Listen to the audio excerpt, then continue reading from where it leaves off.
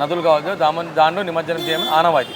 మన సంస్కృతి కూడా కంటిన్యూ 54 నుంచి కంటిన్యూ నడుస్తున్నాయి. కానీ 2022 అప్పుడున్న సివి ఆనంద్ సార్ కావచ్చు, ఇతర పెద్దలు ఖైరతాబాద్ వినాయకుడు మట్టిలో తయారు చేసి హుస్సేన్ సాగర్ నిమజ్జనం చేయడం సాధ్యమా అని అడిగినప్పుడు ఖచ్చితంగా మేము శిల్పులతో డిస్కషన్ చేశాము, సాధ్యమని అన్నారు. దాని తర్వాత మేము ఏం చేశామంటే మట్టిలో 2022, 23, 24 ఈ సంవత్సరం కూడా మట్టిలో రెడీ చేయబోతా ఉన్నాము.